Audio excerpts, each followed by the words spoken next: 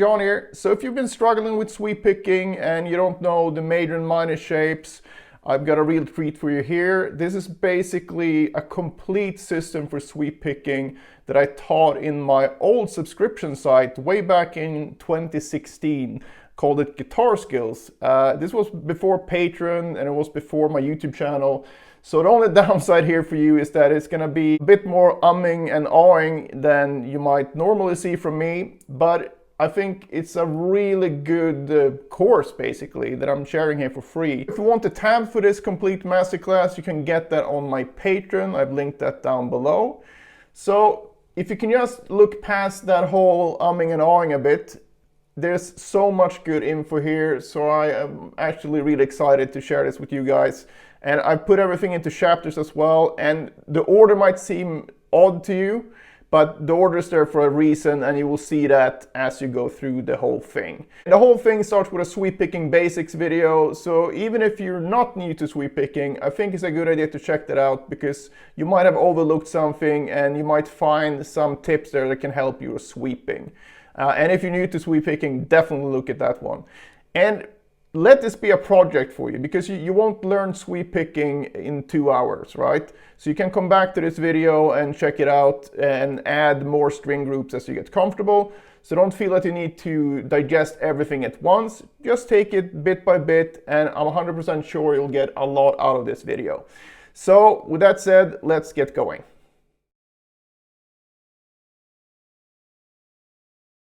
Okay, so sweep picking basics. The purpose of these videos are to just give you the basic principles behind each technique, and also some short exercises. It's really not about licks or phrases, it's just about having you really get the idea behind the technique so you can practice correctly. And that way you can progress much quicker. So that's the whole idea. But let's get started with sweep picking basics.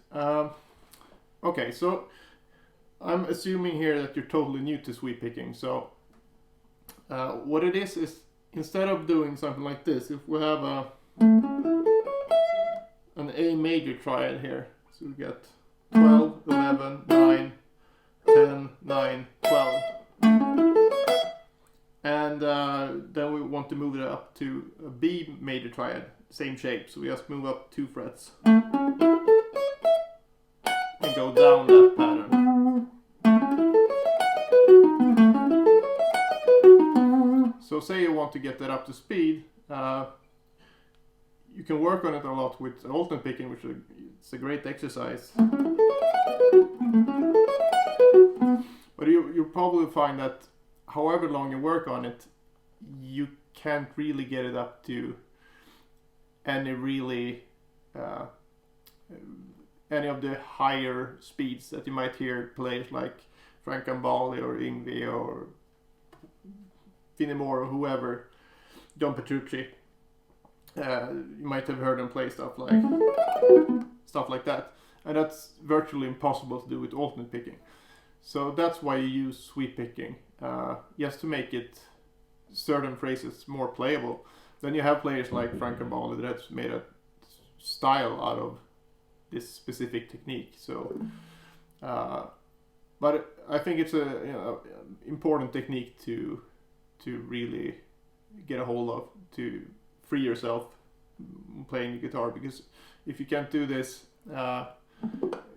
you can substitute it with some hybrid picking, but even there's some stuff you won't be able to play if you can't use sweep picking.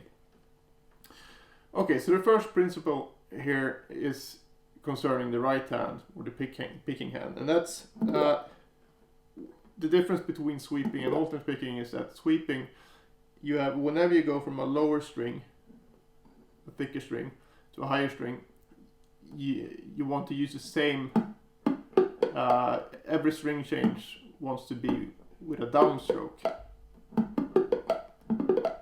So in this case, you would have down, down, down, down, down, up, down, up, up, up, up, up.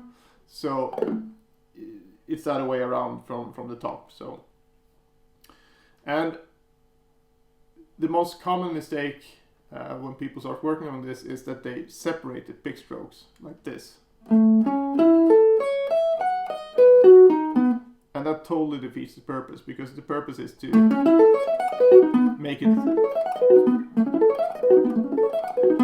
it as efficient as possible. And to do that, you have to make sure that you waste as little motion as possible while moving from string to string. And the best technique to develop this is to use something that's from the classical guitar world, that's called rest strokes. And basically, if this is a string, you play the lower string, you want to go, let's say, 3 strings like this. Instead of making separate strokes like this, you want to play the first note and then fall down, and physically fall down onto the string, so your pick is actually resting on top of the next string. Then you play that string and you're resting on the next string. And by doing this, you can't really miss the string. So that's one benefit, but also you're wasting no motion at all. And it's the other way around when descending. So then you rest below the string with an upstroke. So up, rest, up, rest. So on the guitar it would be, if I just angle it like this. You look at the right hand.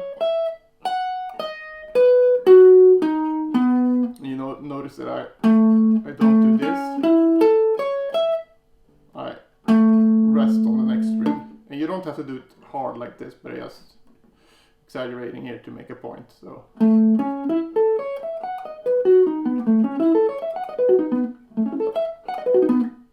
Okay, so that's the first point. And the second thing that gets people into trouble is that notes start to bleed together, that you sort of it gets really sloppy, because it's kind of easy to get out of control with this technique, because it's almost slippery.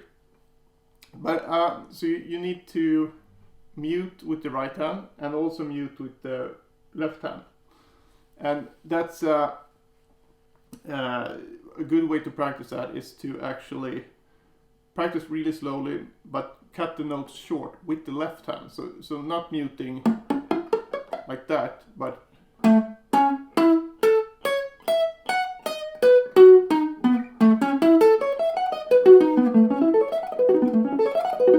because once you get the speed up, the notes won't be much. They won't be longer than this anyway, so it won't sound choppy when you get the speed up. Well, it will just sound more articulate. So that's a good practice technique as well. And besides that, it's super important that you practice this to a metronome or a drum machine, because one of the most common things with this technique is that you tend to lose the timing pretty easily, and it's harder to play it at maybe than it is to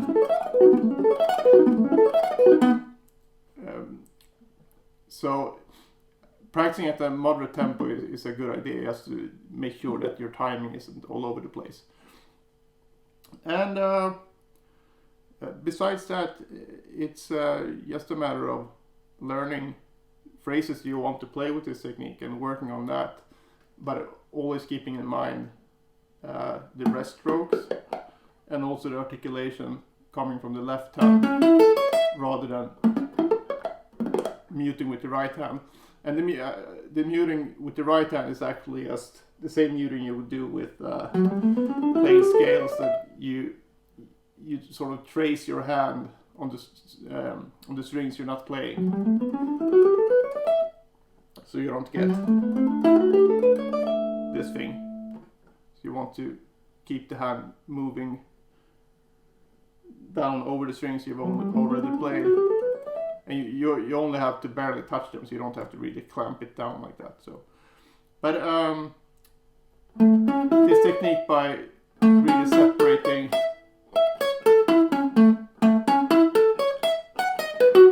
a really good one. So I would encourage you to practice that a lot. And also for the rhythmic stuff, whatever you have a repeating pattern, maybe something like that, use the looping technique that I've outlined in my guitar technique toolbox, because then you have to be able to keep the rhythm regardless of what note you're starting on. So, and that's really good for working on sweeping, because like I said, the rhythmic thing is one of the big problems. So just to recap, we have the planting, or rest strokes rather, and we have the separation with the left hand, and we have a focus on the rhythmic control. So that's basically it. I'll explain whenever we go through some sort of either sweep picking system or a sweep picking lick or something like that. I'll recap these points, but I will probably point to this video as well. So if you're at all confused, just send me an email or watch the video again. Okay, so good luck. Bye.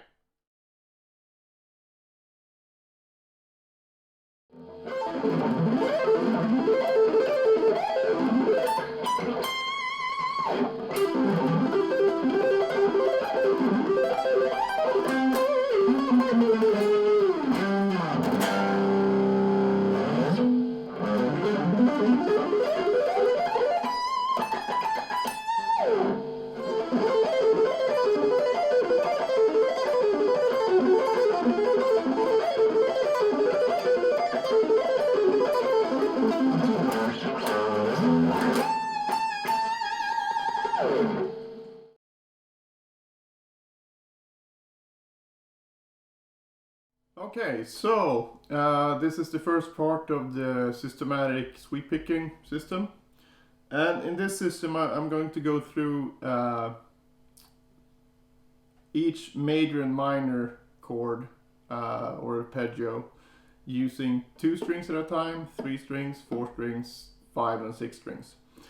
And we're gonna start off with 3 strings because I feel those are probably the easiest to learn. And I feel that I think they're one of the easier to play as well.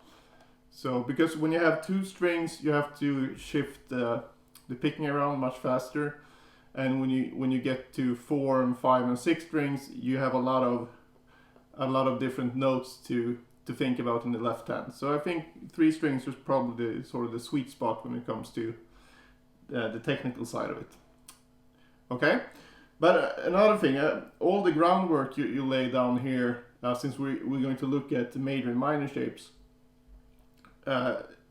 you'll see that if you learn, let's say, this 3-string shape, you'll notice that when you go into the 4-string shapes or 5 strings, you'll already know a large part of the pattern in most cases.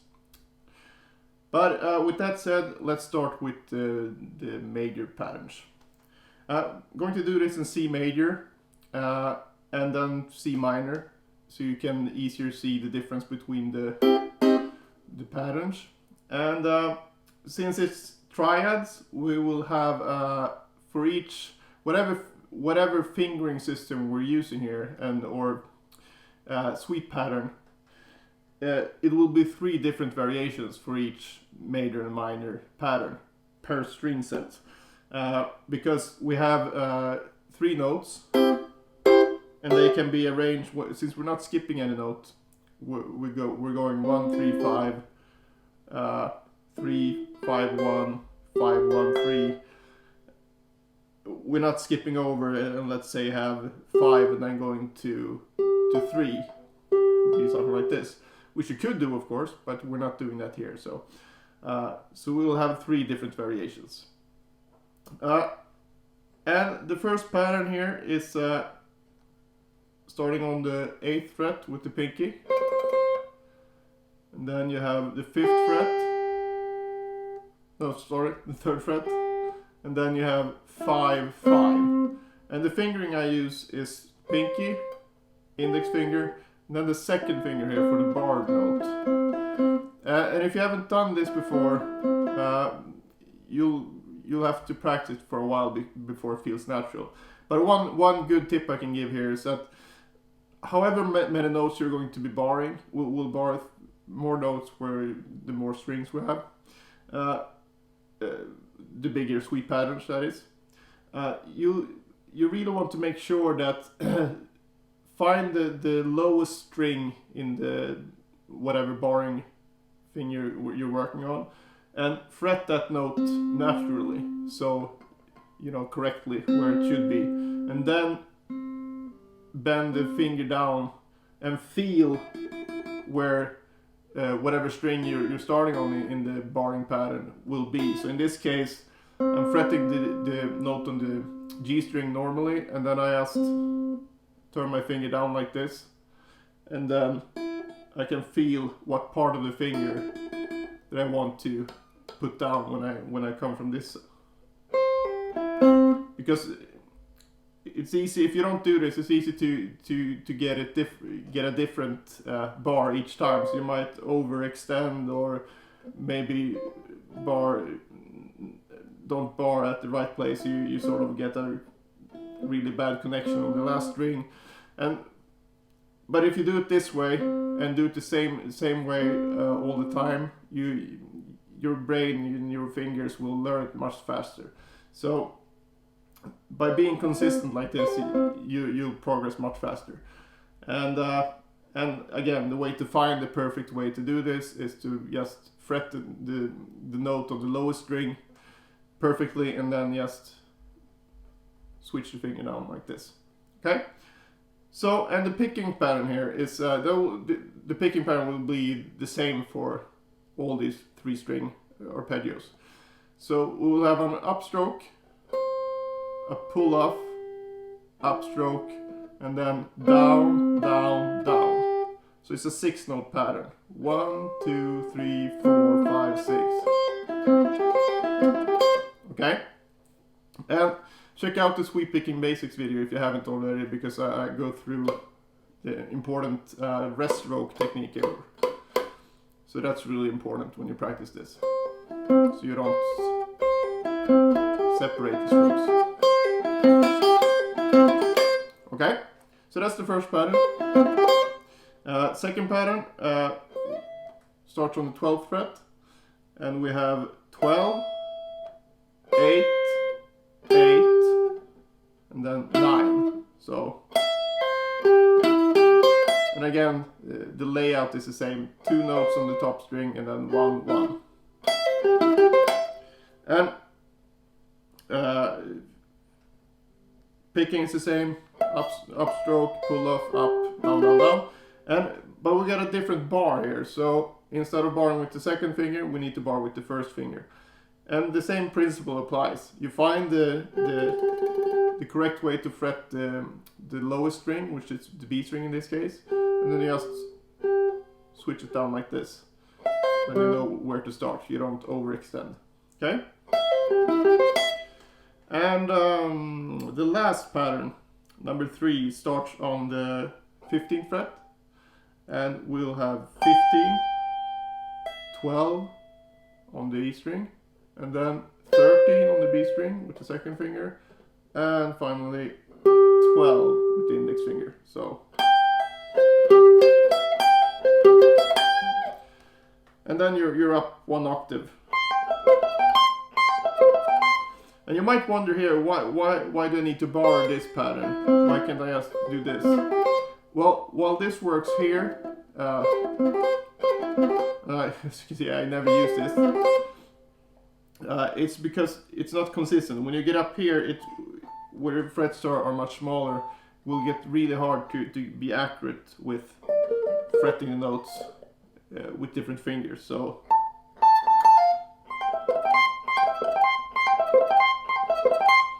it's really important that you learn this technique. And you will learn just by practicing these, so don't worry. So that's the 3 patterns. on that string, and now we have the next string group, which starts on the B string. So the lowest pattern will be, because we're not using open strings here, so this pattern wouldn't work, because we need the G here. So we're starting on the G on the B string. So we go G, E, or 8, 5, and then 5, 5. So again, even more barring here. We've got 3 strings. So, and with the index finger. So again, find the lowest note. The good thing is it's pretty easy to remember this pattern. That's this one with that note added. So, but again, find the lowest note and then bend down.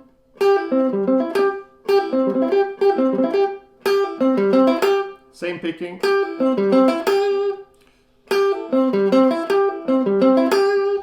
And the next inversion is starting on the C on the B string here, 13th fret.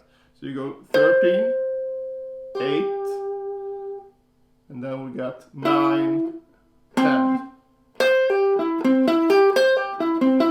And the fingering is pretty obvious here. 4, 1, 2, 3. So that pattern is usually no problem. And now we got a really, really bad pattern here. And I hardly ever use this pattern, because it's really hard to play. And it's really unpractical, I feel. So usually when something like this comes up, I would use string skipping instead. But sometimes you just have to suck it up and play this pattern. So it's worth practicing it. And also, if for nothing else, just to be complete all the inversions. Okay? So just make peace with the pattern, that it's going to be harder than the other ones, and you probably won't be able to play it as well as some of the other ones, but if you practice it, you'll definitely gain some benefits from it. And the actual pattern then is E here on the 17th fret of the B string, and then I pull off to C with the second finger. This is why it's hard, because you get a weird stretch here. Then you need to do this pattern here. We have 12 with the index finger on the G string and 14 on the D string. So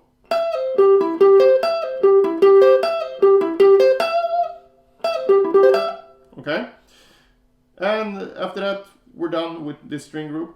So because we're back up here, 1 octave higher, and the last 2 string groups are pretty easy, because the patterns are not that bad, and also they're exactly the same on these 2 string groups, because the tuning in between them is the same. So you don't have the B and G string relationship here that affects the top 2 string groups down here. So it's the same fingering. Okay, so the lowest pattern here will be starting on the E on the G string, so 9th fret. And then we will pull off to the 5th fret, and then a bar again, and then the 3rd finger on the 7th fret. So 9, 5, 5, 7. Okay, and the next one, we got 12, 9 on the G string, and then a bar, 10, 10. So 12, 9, 10, 10. Okay, and the last one will be 17 on the C note here on the G string, 12 on the E string, so we got 17, 12, and then 14 on the D string and 15 on the A string. So okay, and then we're back up 1 octave again, so 3 patterns. Then we have exactly the same fingering on the next string group, like I said. Just different places on the neck.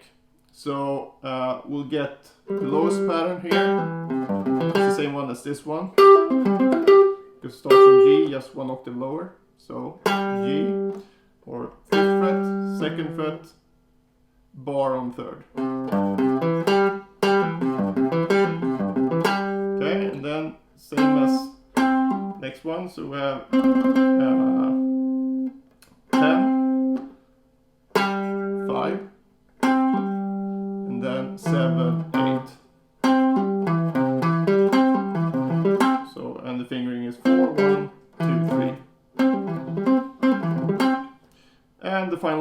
is starting on the E here on the D string.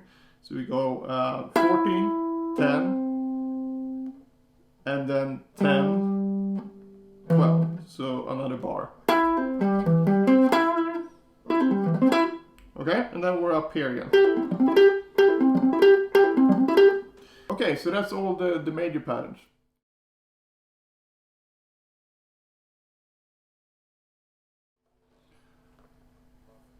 So here's the minor patterns, and the good thing here is that they're very similar to the major patterns, because the only difference between major and minor is the third, or mi to may, or the third to flat third.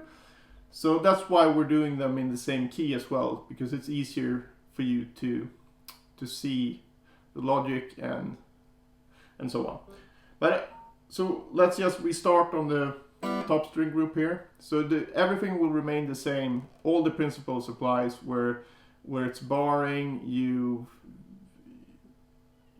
check out the lowest string and fret that naturally, and so on. And the picking will be exactly the same. Okay, so we'll start here. So we had this one here, and the third note in C is E. So we'll lower this one to E flat. So we will have 8, 3, 4 on the B string, and then 5 as usual. So it actually looks like exactly like the major pattern on the next string group, but because of the tuning, well, it sounds minor here. Okay, so that's the first one, and the second one actually looks exactly like this one, but again we get the minor sound because of the tuning difference. So we had this one 12, 8, 8, 9, and E is the one we're gonna lower, so we'll lower that in both octaves here. So we get 11, 8, 8, 8. So again, the barring thing. And then we had this one, 15, 12, 13, 12. Find the E and lower that one. So we get 15, 13. Sorry, 15, 11, 13, 12. And then we're back here again. So the next string group we'll start here on the G again. So we had 8, 5, 5, 5. Now we'll have the E here will be lowered to 4. So we'll have 8, 4, 5, 5. And the next one starts here on C, on the 13th fret. So we had 13, 8, 9, 10 for the major version. Minor, find the third, lower that one. So and you'll find that this is similar to this pattern here on the next string group, but we'll just focus on the major ones for now. But if you see similarities, you're not crazy, it's just the way it is. So okay, so and then we had the really bad one. Before we had E here top, so E, C, G, E. And now we're going to lower the E's to E flat. I think this is, sorry, it's a bit easier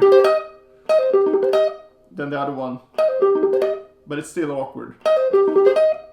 At least for me. Maybe you have a really good time playing this one, but I don't. So, and that's the 3 on this string group. So now we're just back on this one again. Okay, and then the last 2 string groups, or the second to last string group, But again, the patterns that you learn here will be the same for the last string group as well.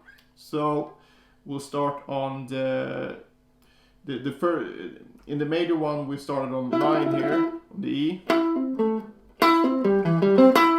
Now we'll lower them, G flat, so we get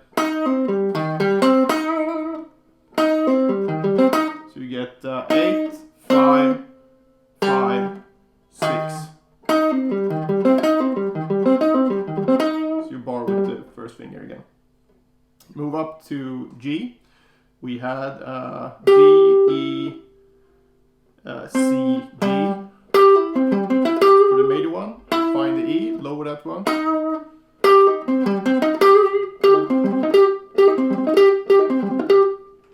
Okay. So we get the bar with the second finger again. So 12, 8, 10, 10. And then we have the last one starting on C. And we had, for the major version, we had the E here. I will lower that one.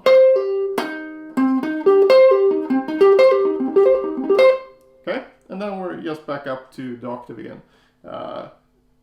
So, which was the same as this one.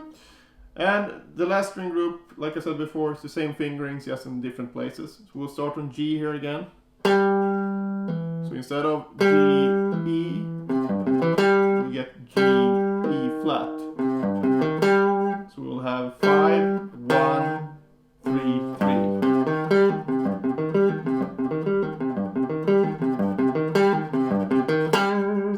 And next one is starting on C here. So we get C, G, E flat, C. So we have for the major, now just minor. And the last one on this string group, the regular one started on E, and we had E, C, G, E. Now we'll lower the E's again. Okay, so we got 13, 10, 10, 11. So that's basically the minor patterns. So if you know the major patterns and you can find the E, and hopefully you've gone through the 5 pianos, so you have a good idea where all the white notes are. Just find the E in each pattern and lower that, and you'll automatically have the new patterns. And of course, you need to, the idea here is to keep the number of notes per string the same, so we can keep the picking the same.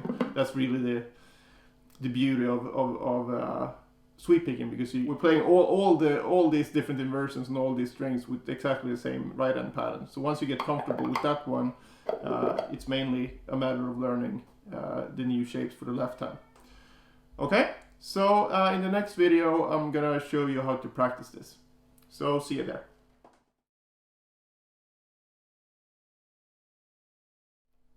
Okay, so now we have all these patterns, and it might feel overwhelming to, trying to learn all this, and not only learn it, but get them up to a decent tempo, so you can use them in improvisation or just composing music. And some of you might think that, well, I'll just focus on one pattern. Let's say I'll focus on this pattern for, let's say you have 3 hours to practice, and you would practice this pattern for 3 hours a day, instead of, let's say, playing, just for an example, instead of practicing 6 patterns for half an hour a day. And initially, practicing the same pattern for 3 hours would probably make you feel that you make a lot of progress on that pattern. But all the research says that over time, you'll progress much faster by varying your practice. So if you have, and this goes with everything, so if you have 3 hours to practice, it's better for you to divide that up into 6 half-hour chunks, or maybe 3 one-hour chunks, instead of just spending the whole all 3 hours on one thing. And it's weird because even though when they researched this, the applicants knew that this was when they have done these types of studies a few times, and even though the applicants knew the results, that they would get better results over time, they still had an aversion to practicing, varying the practice, because they sort of had this preconceived notion that, well, of course, practicing one thing for 3 hours a day, or I don't know what the hours they did in the study and so on, but and that wasn't guitar specific, but it applies to all learning. So it might feel that you make more progress doing one thing, but it's better to vary the practice, because what happens after like 2-3 months of doing this, you'll have all the patterns will start clicking, instead of you just sort of ingrained into one pattern. And the idea here is not to, being able to play one pattern really fast. You want to be able to see all the other patterns and be able to connect them and use them. So this is a long way of saying practice, divide everything up and practice it all instead. Within reason, of course. You wouldn't want to have like 100 things to practice if you have 1 hour a day to practice. But within reason, it's better to vary the practice. Okay? So, with that said, my suggestion is that you use one of the best tools for this from the Guitar Technique Toolbox is the looping one. Because that really focuses on timing, and also it can expose a lot of things here when practicing it. And it's hard first, so let's just take this pattern here, because it's just easier to, I don't have to sit around and stretch a lot. So if you're not familiar with the looping technique, you can check that out after this, but I'll show you exactly what I mean. So we got 6 notes before the pattern repeats. 1, 2, 3, 4, 5, 6. And the way these sweep patterns are already loopable, so you don't have to change them. But so you play the first one like this. 1, 2, 3, 4, 5, 6. 1, 2, 3, 4, 5, 6. 1, 2, 3, 4, 5, 6. 1. Or you can do this to a metronome. I just use my foot here. But you can also do them in triplets. So you go 1, 2, 3, 4, 5, 6. 1, 2, 3, 4, 5, 6. 1. But it's still a 6-note pattern before it starts over again. So you do that for a few times, and then you start on the second note of the pattern, and you do this. 1, 2, 3, 4, 5, 6. 1, 2, 3, 4, 5, 6. 1, 2, 3, 4, 5, 6. 1. And as you can see here, when I start the pattern, I need to start with a pick stroke. But when the pattern loops around again, it's a pull-off. So this here is probably one of the more harder variations of this, because it's easy to sort of do the pull-off a bit too fast or too slow. So this really helps you with making the pattern even. So. And again, the idea here is not to be able to play all these patterns equally fast. You just want to make sure that you don't have one of the loops are really bad compared to the others. You want to be able to play them at a decent medium tempo, whatever that is for you. So so that's loop number 2. Number 3 starts on this note. So we go and make sure that you really pay attention to the pick strokes here. So make sure, if you're not sure, you just do it from the beginning. So you have an upstroke, pull off, and then up. So you need to start this on an upstroke. So up. 1, 2, 3, 4, 5, 6. 1, 2, 3, 4, 5, 6. 1. And the next one. 1, 2, 3, 4, 5, 6. 1, 2, 3, 4, 5, 6. 1, 2, 3, 4, 5, 6. 1. Next one. 1, 2, 3, 4, 5, 6. 1, 2, 3, 4, 5, 6. 1, 2, 3, 4, 5, 6. 1. And the last one. 1, 2, 3, 4, 5, 6. 1, 2, 3, 4, 5, 6. Okay, so that's basically it. So what I would do is start with the lowest available pattern, and then you go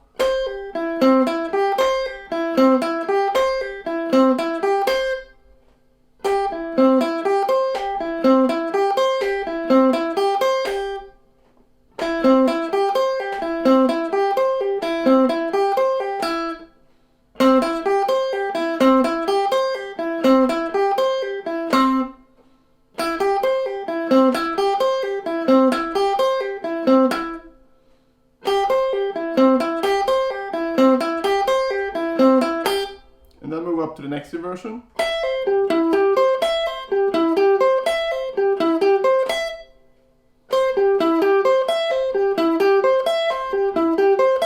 And so on, go through all the loop variations. Next inversion, go through all the variations, and then now we covered all the 3 patterns, but we want to cover the whole neck. So depending on how many frets you have in your guitar, I got 22 here, so I get another pattern to play. So I'm playing this pattern 1 octave higher. And go through the same looping process here as well. And if you have 24 frets, you would go up to, with the pinky on the 24th, and play this pattern again. So it depends on how many frets you have. But you don't want to just play 3 patterns, you want to play every one that you can. And then you're done with this string group. Then you just move down to the next one, and you find the lowest pattern, and you play.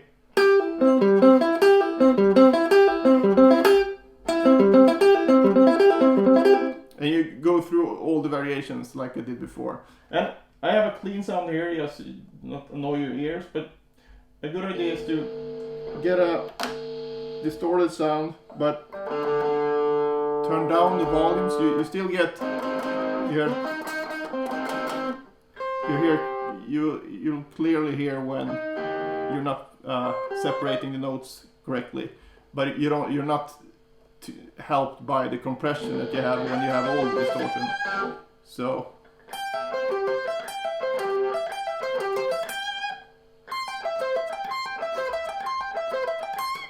okay, so that's a good. I use that a lot when practicing sort of a semi-distorted tone, because I feel that exposes all the technical flaws much better, because you're not helped by the compression, by the distortion, like I said, but you'll hear when you have strings ringing, which you wouldn't hear with just a clean sound. Not as easy anyway. Okay, so you do all the inversions, all the patterns on this string group with all the loops, and go through the same thing the next one and the next one. Then you're done with the major ones. Then you go back and you do exactly the same thing, just with the minor versions. So, and this will be the process that you practice all the other patterns as well. When I'm making this video, I've only made the 3-string sweep picking video, but I will keep adding more videos, because I mean this is a lot of information for, especially if you're new to sweep picking. This is a lot of new information to chew on. So I'll be adding more each week, or bi-weekly, or however. But I'll keep building it. But this way of practicing will be useful for. I mean, when we get to 5-string sweeps, you actually get 12 loops, because you have 1, 2, 3, 4, 5, 6, 7, 8, 9, 10, 11, 12 before it starts over again. So, but on the other hand, you only have 2 string groups. You have, and you know, it's since you have 5 strings, you have only 2 string groups, but you have 12 variations. So it will take roughly the same amount of time. And I would do that as a routine. And if you feel that you have more time and you want to spend more time sweep picking, you can just do it again, but choose a different. Instead of doing C and C minor, you can maybe move it up to A major and A minor, and G major, G minor, however you want to do it. But use the same practice principle, and also do it like this, like I showed you here, because this will teach you how they are connected within one key. So you get C major and how they connect to each other, because that's really helpful when improvising, and also learning to see the whole neck. So I think that's better than to maybe do C major and then move up to D minor, E minor. Even though you could do that, I think it's more helpful to be able to connect all these patterns all over the neck. Okay, so that's basically it. And of course, the tempo here is really important, that it's slow enough so you can really every note is as perfect as it can be, and you remember that acronym RAT, relaxed, accurate, and the tone. So don't sit around and hit the string too hard. Just find the whatever you find pleasant and what you're aiming for in the finished product. And yeah, I think that's, for a practice routine, that's a really good start. And a lot of people never do this. They only practice sweeps in one way, you know, in how they would play them in a certain lick or something. And this, doing it this way instead, really helps you to see all the different technical flaws you might have that you might not uncover as easily just by playing them one way. So this really turns every stone over, so to speak. So hope that helps, and just let me know if something is confusing or if something's not working for you when it comes to sweep picking. But other than that, good luck and keep practicing. Bye.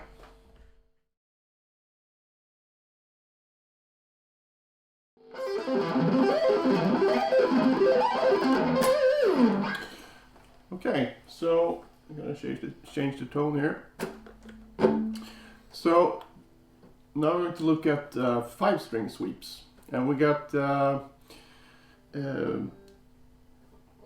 major patterns on the first or the highest 5 strings we're going to look at. We're going to look at this in C majors. I'm just going to play through them at first. So that's the first pattern, second pattern, and the final pattern. You'll probably recognize these from just the regular chord shapes. And so on. So, but these patterns are, on this string group, they don't present that many technical difficulties. Of course, if you're new to this, which you probably are if you're watching this video, there's definitely going to be some hurdles to overcome, but you'll get there. There's thousands of guitarists out there who's mastered these patterns, or mastered, I don't really like that word, but that can play these well. So, and the first pattern starts on the 8th fret. For some reason I like to start on the top note here. Doesn't matter, you should know them from whatever string, but yes, I have to start somewhere. So today we're starting on the top note. So we got 8 and a pretty big stretch here, but pull off to 3, and then you have this bar section, and here's where the first problems might come up, and it's not really a thing most people are used to if they haven't looked at sweep picking before. But what you do here is we're going to play 5-5-5 on the B string, G string, and the D string, and to develop accuracy here while barring, you want to put down the finger on exactly the same place each time when you practice. Because if you do it sort of randomly, it takes much longer to develop the accuracy you need. So better to start off on the right foot. So and to achieve this, you play the last note of the bar, which in this case will be on the D string, just as you normally would fret the note. So not on the flashy part of the finger, just regularly where you fret the note. And then you bar from there. And this will mean that, and what you want to notice here is that where on the finger your B string will start. So, and try to feel that area, and that's the area you sort of will aim for every time. And when you've done this accurately, a few thousand times, and I'm sorry, but that's what it's going to take, and more if you don't do it accurately. So really take your time with it. It will just become automatic. So remember, again, we're programming our technique here. So program whatever you want to play. So if you practice mistakes, that's what you will get. So again, fret the lowest note of the barred section, and then bar with the finger and try to feel where can help to just, you know, pull on the string a bit like this. So you can really feel it where it's supposed to hit the finger. Okay, and a good idea could be to practice this separately as well. Just play these 3 notes. Just go.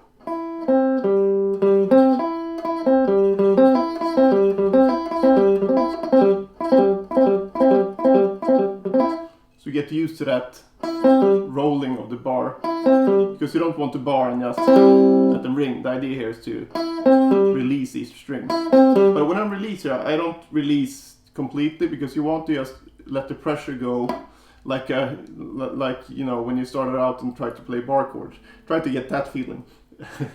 Put that to good use now, because you want to just lift the finger slightly so the string doesn't sound. Okay, and also a good idea can be to deliberately cutting the notes short while practicing this. So I'm not dampening with the right hand. I'm just using the left hand to cut the notes short, because when you play fast, the notes won't be that long anyway, so it won't sound choppy. It will just sound more articulated. So if you have problems with that, you can start practicing like that just to get it going. Then you can gradually, when you get used to the technique, if you feel you want it smoother, you can work on that as well. But I think most people's problem aren't that it's too articulated. It's the other way around. It's too mushy. Okay, so once we get here, we have 7, just E or Mi, and then Do. So we got Do, So, Mi, Do, So, Mi, Do. So we got 2 octaves.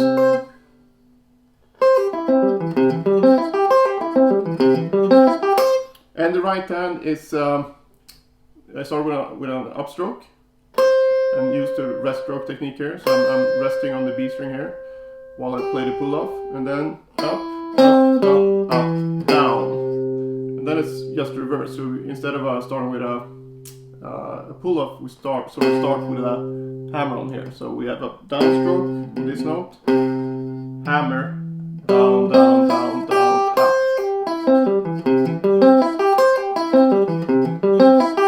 So make a perfect loop. And the way to practice this is exactly the same way as with the 3-string, you know, where we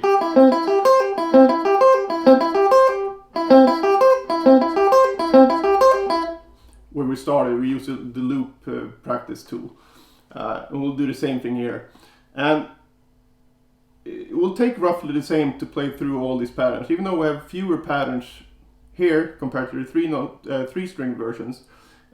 We still have a lot of notes. So while this pattern was only 6 repetitions before, 6 different variations of the loop, this one will have 1, 2, 3, 4, 5, 6, 7, 8, 9, 10, 11, 12 repetitions. So but you do the same thing. You just start put on the metronome and just try triplets, for example. So 1, 2, 3, 1, 2, 3, 1, 2, 3, 1, 2, 3, 1, 2, 3, 1, 2, 3, 1, 2, 3, 1, 2, 3, 1.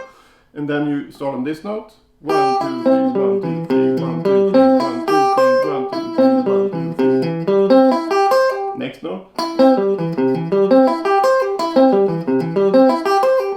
Next note.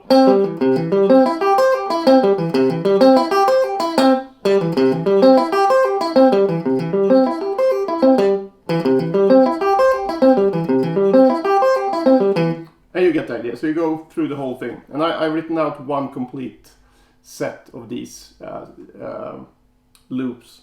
Then you can apply that to all the other patterns. But I think once you get the concept, it's pretty easy. And if you ever get lost, you just start. Let's say you're here and you're wondering, okay, how do I do this loop? Okay, you just figure out this. Am I coming back down, or I'm going this way? So if you're going back down, you just count to 12. So 1, 2, 3, 4, 5, 6, 7, 8, 9, 10, 11, 12, 1. And that's your loop. So, and you play each loop. I will play it maybe 3 or 4 times before moving on to the next loop. Okay, so that's the first position. This is sort of the just the basic root position trial, because we have this root in the bass. Now we have the first inversion, which means we have the third in the bass. So we start here on 12. We go 12, 8, then 8 again, and here we have, it's very similar to what we already played in the 3-string patterns. So we get to bar with this finger. So we go 12, 8, 8, 9, and then 8, 8, 10, 10. And again, a bar here. This can also be kind of tricky to have even though it's only 2 strings, you use the same technique to find the perfect area of the finger to bar with.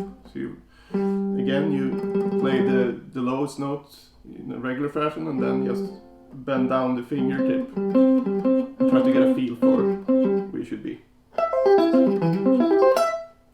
But again, this can be tricky as well, because you have to play a sort of a 2-string bar in the middle of the arpeggio here. But you might as well just get used to this, because if you want to play arpeggios, there's a lot of barring going on too. It's just this, because it's almost impossible to play them any other way, using these shapes at least. So, and it's very much possible with practice, and then it gets pretty comfortable. So don't lose hope if it's hard. Okay, so 10, 10, and then the E here on the 7th fret. And the picking is the same, just up, pull off, up, up, up, up, down, hammer on, down, down, down, down, up. And you practice that.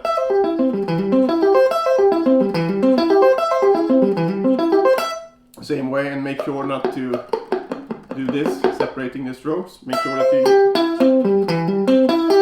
watch the Sweep Picking Basics video again if you're confused.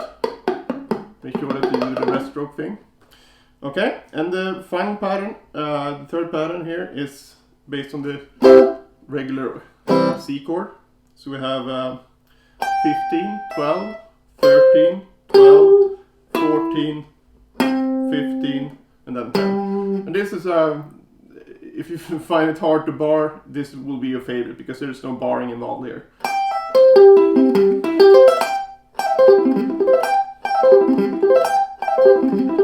It's a bit stretchy down here though, because, but again, same picking as before. So that's the whole point with sweep picking. We use the same. We learn one pattern in the right hand, and once we get that down, you can sort of build on that and get a lot of different tonalities going without that much more practice. And of course you want to keep going here, so you play this one octave higher. And if you have 24 frets, you can even play this one. And I would actually practice that. I practice that on my 24 fret guitars, because you never know, you know, if you have that range, use it, so, and get used to doing it. If nothing else, by practicing it up here and getting, you know, slowing it that down and getting that really accurate, it will help you. It will feel like feel really easy to play, you know, up here compared to all the way up here. So it's worth practicing. Okay, so that's the major shapes for this string group. Now I have exactly the same shapes on this string group. And these are harder, I'm sorry to tell you. And we'll start with this one here, which actually is starting on G, so it's exactly the same notes as this one, but the fingerings are different because of the tuning. Okay, so we got the 8th fret, 5th fret, 5th fret, 5th fret, which you recognize from this pattern, we already did. So right out of the gate we start with this bar by the index finger, so I think it's a bit easier than using the other fingers here. Oh, another pointer, if you feel it's easier for you to play the bar with the 3rd finger, go ahead, that's just your preference. So 2nd or 3rd doesn't matter, up to you. So the pattern is 8, 5, 5, 5, 7, 8, 3. Picking is the same. Up, pull up, down, hammer on, down, down, down, down. And this is really stretchy down here, so take it easy. And practice that the same way with all the variations. Then we move up to the next one. This is probably the easiest one on this string group. So you play C here on the 13th fret on the B string, G, E, C, G, E, C. So 13, 8, 9, 10, 10, 12, 8.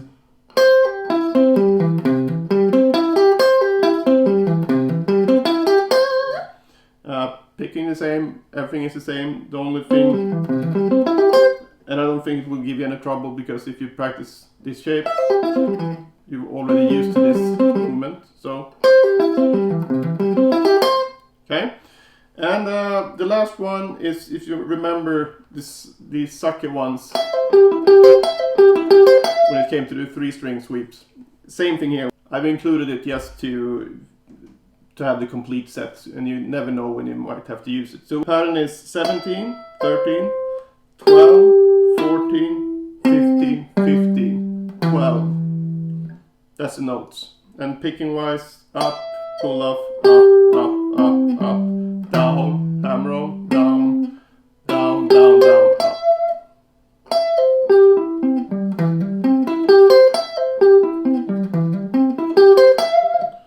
And this is really not my favorite thing to play, but it's possible to do with the pinky here, barring with the pinky. So, but like I said, I would just include it, if nothing else, to make all the other shapes feel like a breeze to play. Okay, and then that's the 3 shapes on this string group. And now we're basically done with the major shapes. But again, you got 6 shapes in total, but for each shape you got 12 variations, because the loop starts over after 12 notes. So there's still takes a while to get through them. So with that said, let's just review these shapes and then move on to the minor shapes. So we got this one, next one, this one, and then we're done here. This one, and the sucky one. Okay.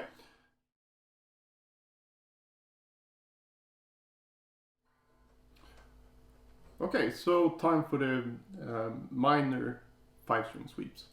Again, we have 6 patterns, and they're very much alike the major patterns. So again, like with the 3-string arpeggios, we just change one note, we lower the 3rd, and in this case it will be the E, so every E will go to E flat. So I'm not going to go through that here, we'll lower every 3rd. I think you have the shapes in the notation, and I can just show you the shapes here and how the fingering I use. So the first shape, based on this regular bar chord,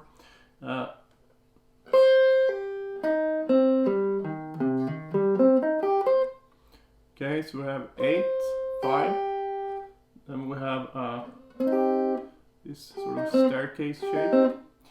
So 8, 8, 3, 4, 5, 5, 6, 3. And the fingering is pretty obvious here. Not that many variations you can do that make sense. So 4, 1, 2, 3, 3, get the bar again. Then 4, 1. And the picking is the same as before. So up, pull off, up, up, up, up, down, hammer on, down, down, down, down, up. Okay?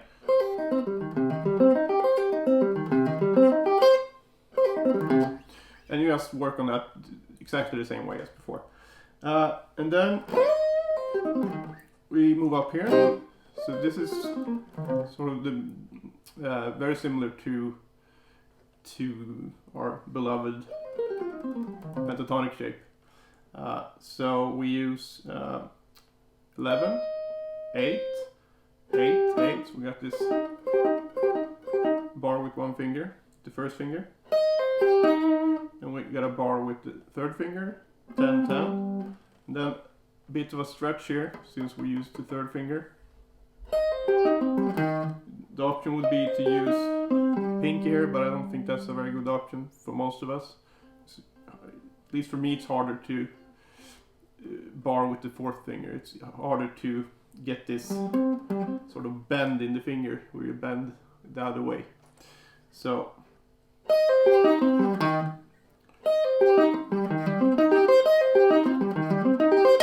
it's not too bad when you get used to it. So then the last shape is also the easiest one. Very similar to the major one here. And no barring at all. So we got 15, 11, 13, 12, 13, 15, 10. And the fingering I use is 4, 1, 2, 1, 2, 4, 1.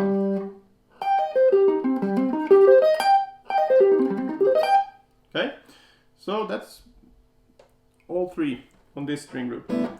Now we'll go to the not so fun string group. Start down here again on the G.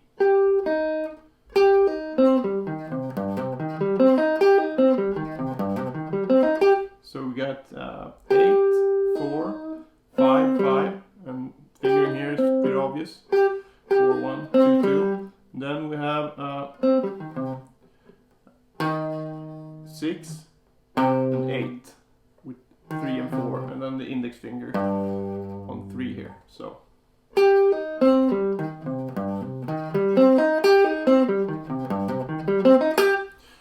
and the idea here, even if you'll find certain shapes that you'll probably like more and you get better at, it's worth working on these shapes that you really have a problem with, because they will help you. And like I said, if nothing else, the other shapes will feel easier just by comparison. Okay, so don't neglect these harder shapes. Just go for it and practice them maybe a little bit every day. So, and they will get better over time. And the next shape, 13, the pinky, and we got 13, 8, 8, 10, 10, 11, 10, 8. So 10, 11, 8. And here's the fingering I usually use here is just the way I played it. So, sorry. Because the notes are mostly contained here, so the only stretch I need to do is the top note here. But you can also do it like this, if you don't mind a bit of a stretch.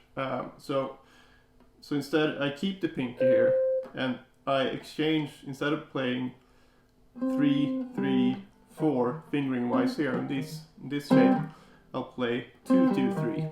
Might make it easier to do the bar finger as well, if you can manage the stretch. So,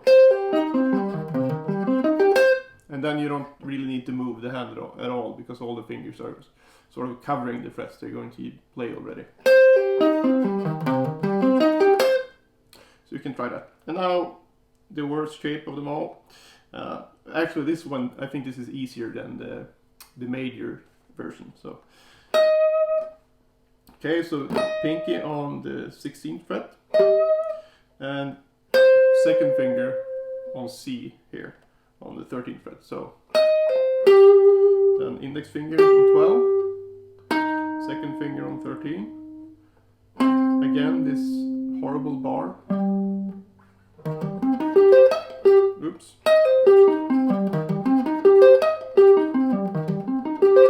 So we bar again here with the fourth finger. So we got 15, 15, and then 11. And even though I find this one easier actually, I don't know why. I think it's because it's less of a stretch here and it's more compact here as well. And here you get a bit of bit more room since you have to stretch one more fret. So that's just my feeling, but I don't know. Depends on what you practiced before, I guess. But that's the last shape. So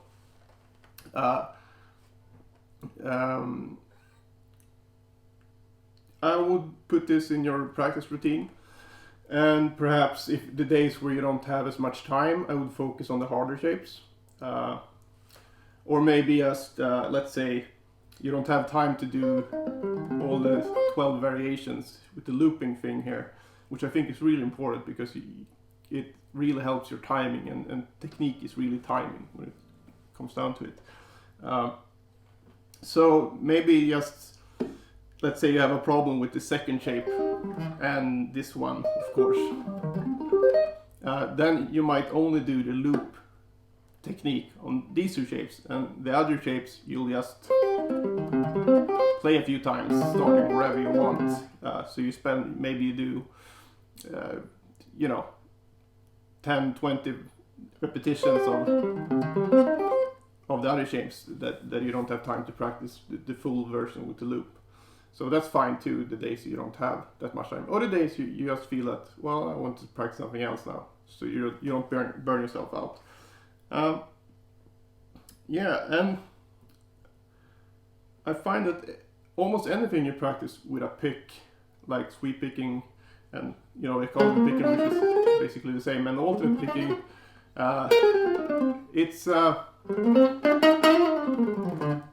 they tend to help each other. I felt it felt kind of weird first because I thought, okay, I spent some time working on sweep picking now, maybe my alternate picking will suffer, but it usually not the case, because, and I think it's because any technique that you use to pick for extensively, you'll be relying a lot on synchronization between the hands. So while practicing all the sweep stuff, you'll be working on synchronization, so that will help you when you get back to the alternate picking. So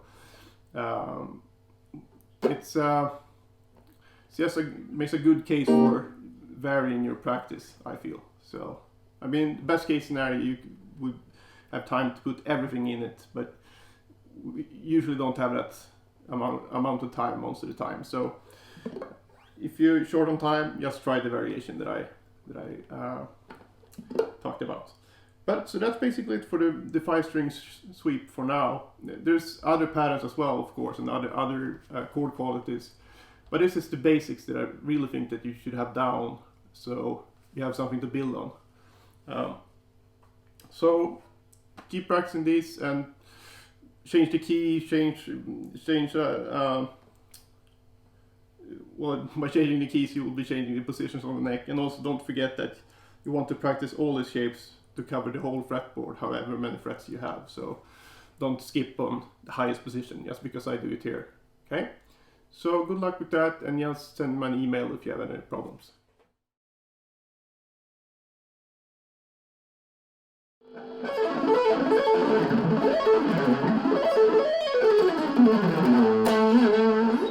Okay, so here's the 6-string shapes for major. And Like I said before, with the 5-string shapes, and the more strings we're working on, the less shapes we have to worry about.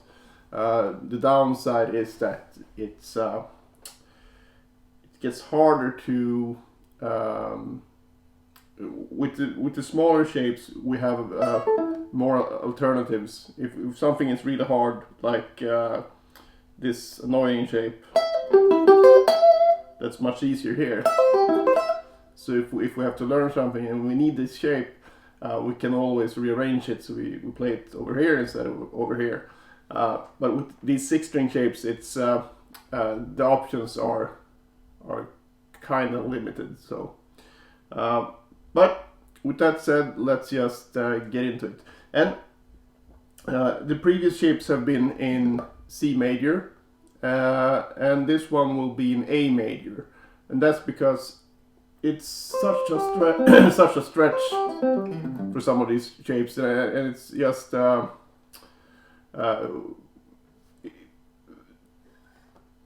use them rarely down here, but and it's just unpractical to try to show them to you here, and instead of you having to transpose them on your own, I'll show them in A major and A minor first, and then you can transpose those shapes once you get them down at a more reasonable stretch, if that makes sense.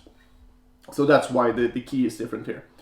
But that shouldn't really be a problem, because you should be able to play these in any key, of course. So so always make sure to know where the root is, and at least you should know where all the notes are. It's only 3 notes in these triads. So okay, so the first shape, it's probably the easiest one, and also the one that I tend to use the most. And with a lot of these shapes, the ones that are more awkward, I tend to use less. And I think that's the same for any player, really. You get your favorites and what just feels good. But again, I feel it's worth learning all of them, just to, if nothing else, it's a challenge to practice some of these, and that will actually make the other shapes feel even easier. So, but the first shape is based on this regular day 1 bar chord. So, and the only thing note-wise that we're adding is the C sharp on the low E string and the C sharp on the high E string. The rest is just contained in this shape. It's really easy to remember. And the picking will be basically the same as the 5-string shapes, where since we have 2 notes on the top and 2 notes at the bottom. So if we start from the top, it will be up, pull off, up, up, up, up, up, down, hammer, down, down, down, down, down. So we get a 7-note sequence here.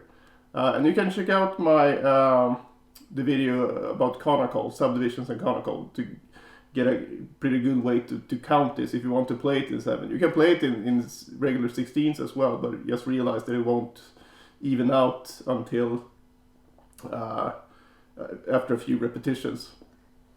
But if you want to play it with 7, you could count it like this. Taka di mi takita, taka di mi takita, taka di mi takita, taka di mi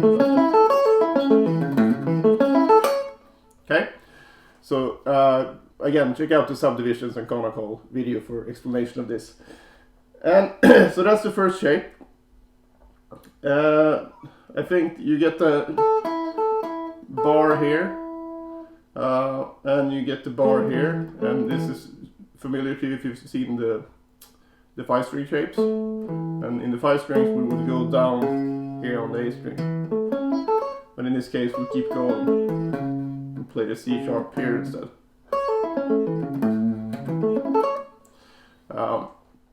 Okay, so the next shape is starting on the 12th fret, and it's E, C sharp, A, which is 12, 9, 10, and then E again on the 9th fret, C sharp on the 11th fret, A on the 12th fret, and then we have E on the 12th fret and C sharp on the 9th fret. And the fingering will be 4, 1, 2, 1, 3, 4, bar with the fourth, and then 1.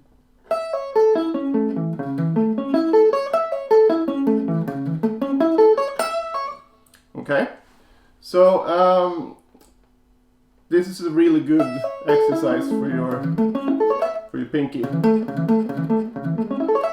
to really get used to barring with that one. It actually can help you get the pinky to stop flying away too much from the fretboard. Besides that, it's pretty straightforward. So, and the last major shape will be starting on the A here, the pinky, and it's based on this regular open A with some added notes to extend the range. So we have 17, 12, 14, 14, 14, 16, 17, 12. So in all these shapes, as you might have figured out by now, it's the same notes on the high E string since and the low E string, since that's the same string.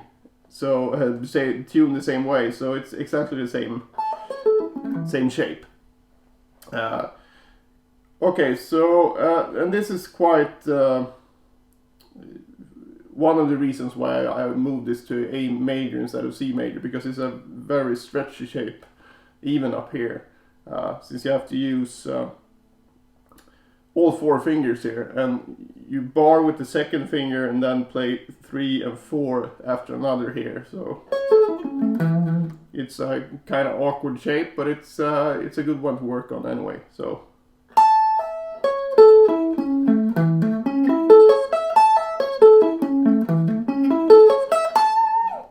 And a good way to work on this, because really the right hand will probably not be the problem here. It shouldn't be, at least, because it's the same movement for all shapes, and you should be really used to this rest stroke feeling and actually getting the timing down with the right hand. So it's more about getting a grip on these different left hand shapes. And what you can do here, and this actually helps your alternate picking as well. Let's say you have a problem with this one, which is the hardest part of this shape. So you can just start from the bottom and just play these 2 notes, and then add 1.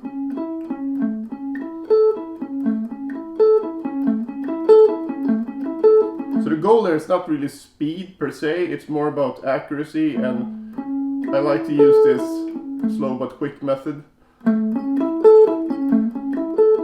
where I move quickly between each note, even though I extend the time between each note, so it's like...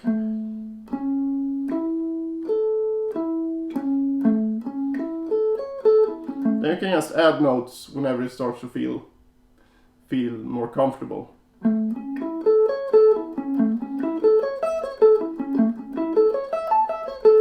And just go back to the regular sweep version to see if it feels better.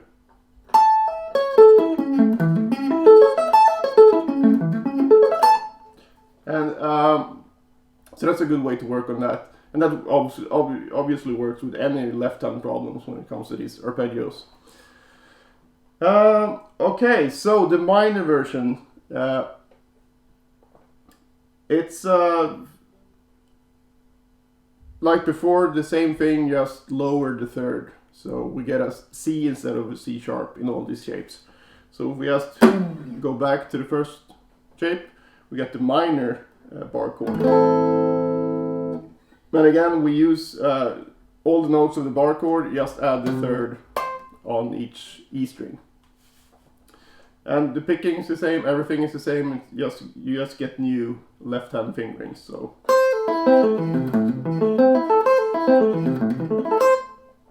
and here you go, you have to bar with the 3 strings with the first finger, and again when you bar you try to find the lowest note on the fingertip, and then do this roll, and then get a feeling for where the E string or the highest string needs to be on your finger to get the right position down here.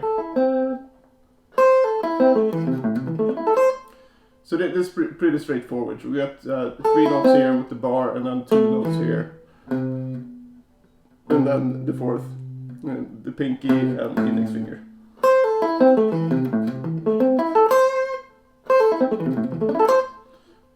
And the next inversion is starting on the E, like before, but instead of C sharp we have C natural. And again we get this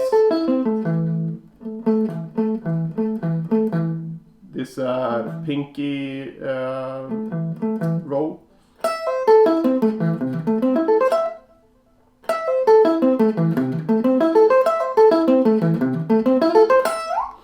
And again you can try just this alternate picking thing with this as well.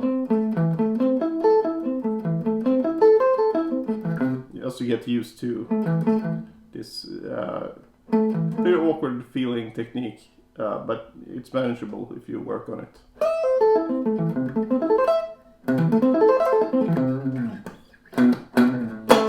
Okay, so and the last shape here is actually, it's kind of a weird one, but it's definitely possible to play it fast. You can even see it in, I think it's Paul Gilbert's Intense Rock. He played this, I think he even plays it in A minor. It doesn't show it, but it's part of the intro solo, I believe. And the pattern is it's just based on this regular open A minor chord. And we add A and E here.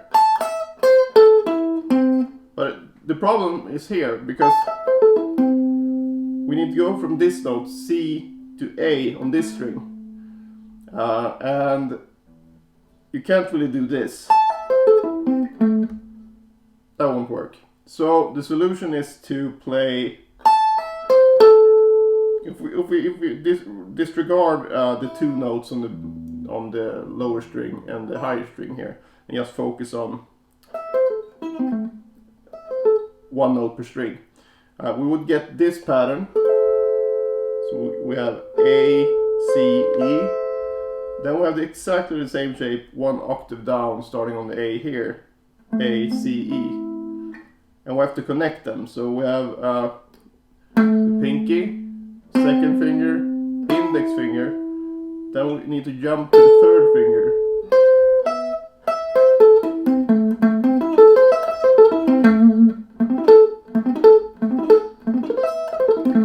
So we get this kind of feel going.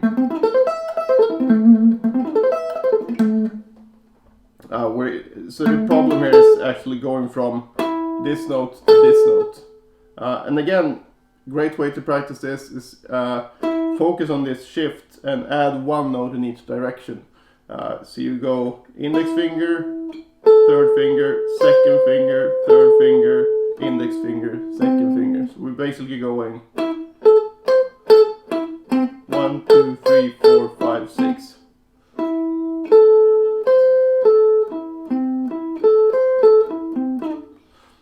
And don't do that. Again.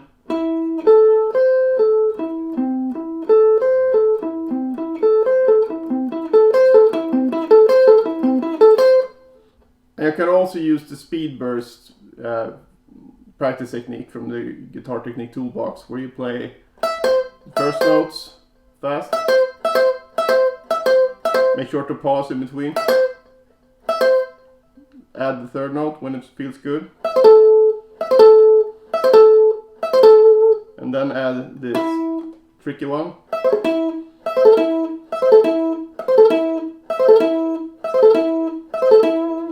And you can also, if you have real problems here, you can actually just go between and start adding notes from this note, from the G string.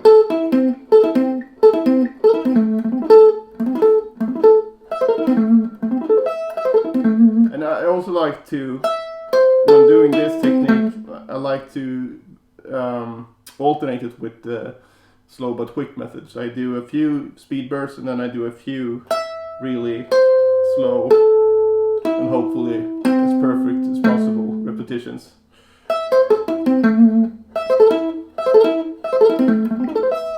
And do it other way, of course. So.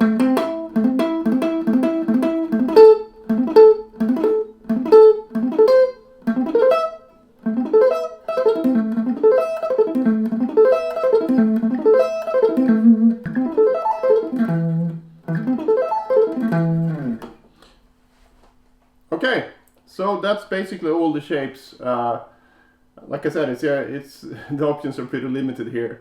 So, but definitely work on these, and especially these ones that are kind of awkward. Whenever you find a concept, try to complete it, and you might not find that it's worth your time to spend to get all these shapes up to the same speed. That's up to you, but you at least have the option to do it now since you know them. And another thing here with all these, we covered the 3-string sweeps, 5-string sweeps, and now 6-string sweeps. There's tons of variations you can do in this. This is not sort of the be-all, end-all of these sweeps in any shape or form. But I felt we needed to start somewhere, and anything we add on this later on will be, and we still have 2-string sweeps and 4-string sweeps to go through. But just so you don't feel that these are the only ways to do these types of arpeggios, because it's not. You can arrange the notes in different ways. So, and we're going to look at that later on, and actually make a lot of these shapes easier to play also. But that's for another video.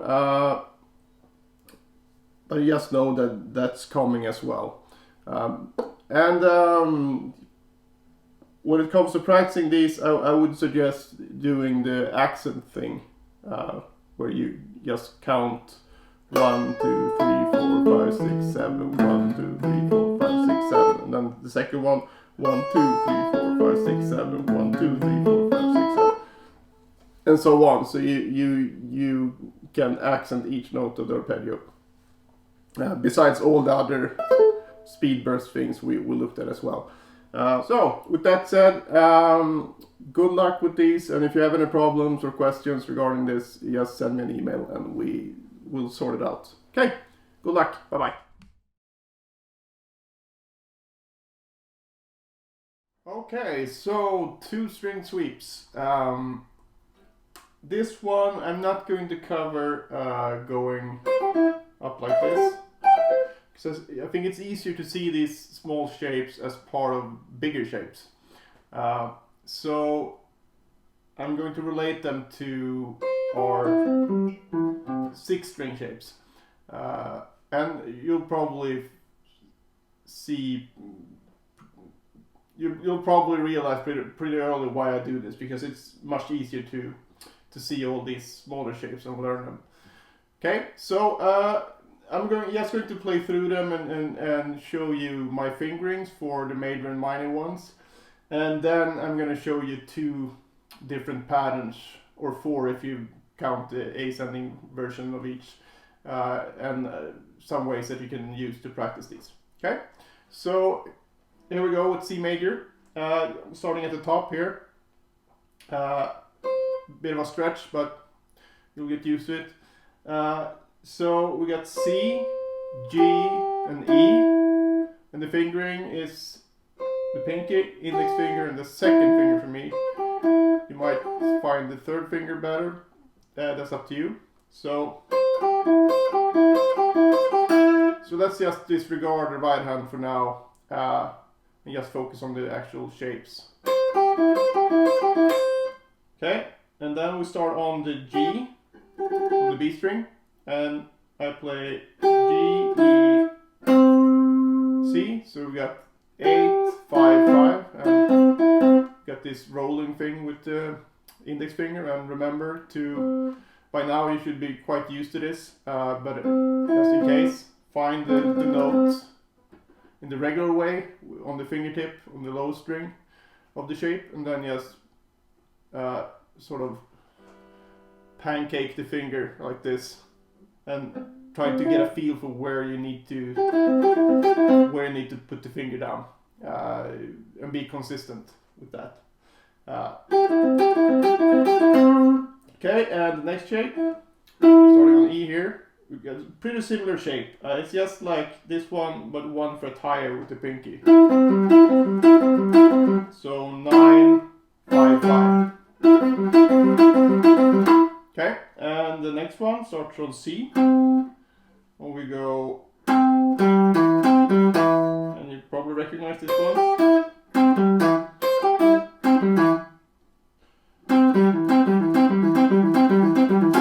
And the final one.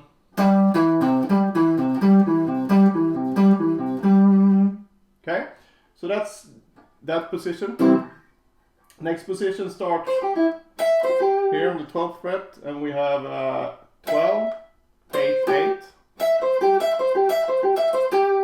Next one is 13, 8, 9. Fingering is pretty obvious. Next one, 12, 9, 10. Next one is 14, 10, 10. And the final one is 15, 10, 12. And as you can see, you sort of start to recognize the shapes. You only got 3 variations basically, since you got 3 notes, but since the G and the B string interval sort of screw the shapes up, you get a few different shapes anyway.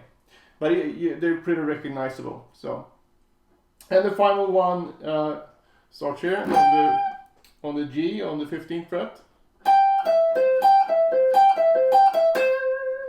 And now we have and after that we have the one that we don't really like, 17, 13, 12, which is actually not too bad when it's just on 2 strings, and it's pretty good practice for getting used to the other shapes where we have this on the top.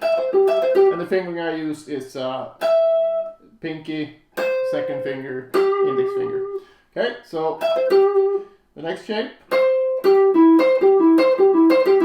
is 17, 12, 14. The next shape is 17, 14, 15. And the final shape is 19, 15, 15.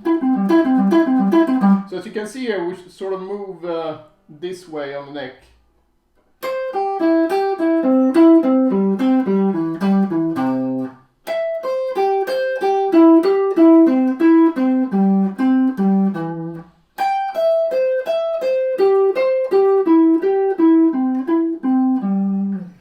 Okay, so that's all the major shapes. Let's quickly go through the minor shapes. Same thing applies. We just lowered E to E flat, the third to the minor third. This is not a very comfortable shape, so you probably won't like to play it this low. If this is really painful for you, you can always, do it in another key or practice it up here instead. That's up to you. But if you take it slow and not try to really stretch the hand too much, because you really only want one finger down at a time anyway, so. Okay, so that 8, 3, 4. Next one is 8, 4, 5. Next one is 8, 5, 5. And the next one is 10, 5, 6. And the final one here is 10, 6, 8.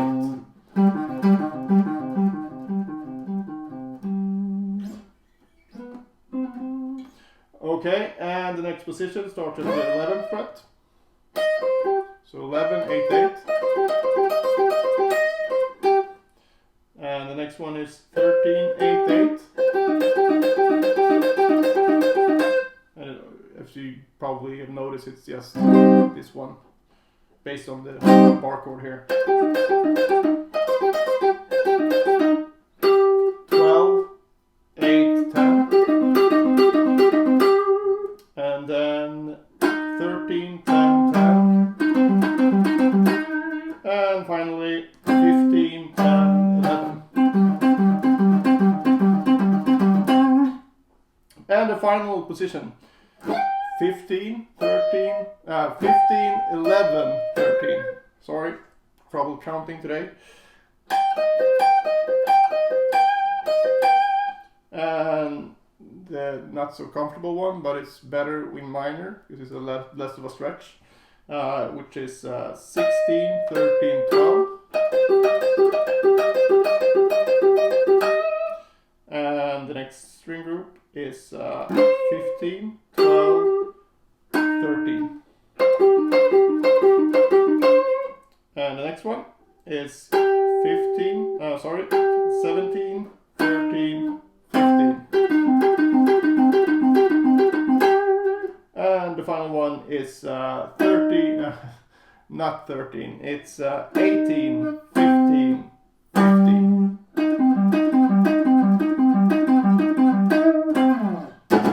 Alright, so that's all the shapes. And like I said, I find it easier to view them as sort of contained in these bigger shapes. And you can always choose to practice them like this.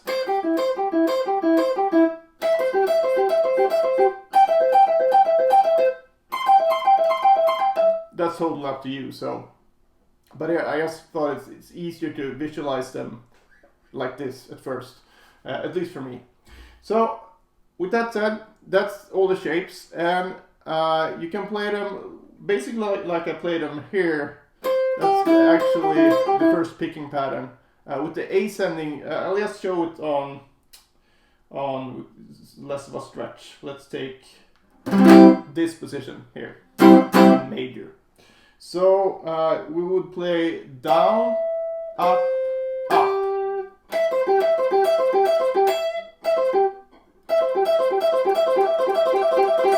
Okay, so that's the descending picking pattern, and you would just go down.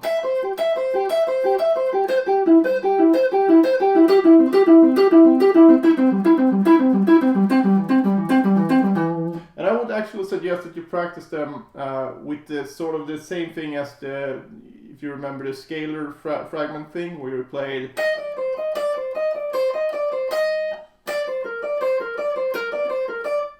sort of like that, but more of the rhythmic thing. So we got 3 here, so let's play it in 16ths instead. So we play it 1, 2, 3, 4, 1, 2, 3, 4, 1, 2, 3, 4, 1.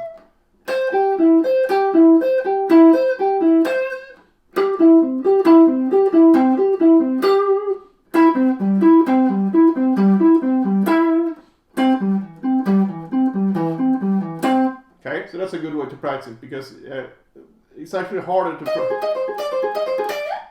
play this at a sort of a medium speed than just play them really fast. And actually learning them, practicing it so it gets easier at the medium speed will help you play it even faster when you just try to play them as fast as possible. So it's a very good idea to work on that. Okay, so that's the descending pattern. The ascending version is just exactly the same, just backwards. So I'll just show it here. So down, down, up. Exactly what Yngve played in that thing. Trilogy Suite Opus something. I don't remember the number, but it's a Trilogy Suite, the last track on the Trilogy album. And so that's the actual pattern he uses. So if we would apply that practice technique to the ascending version, it would go like this.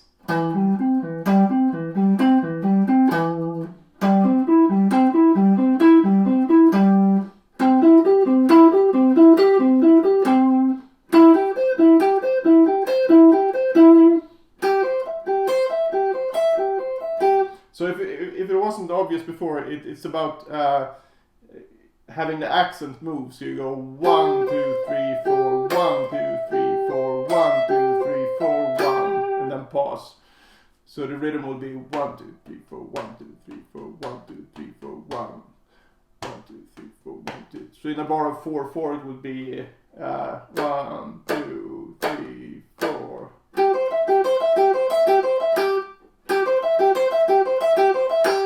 Okay, and so that's the ascending pattern, and you can also practice like this, where you start at the top and so up, pull off, down, down.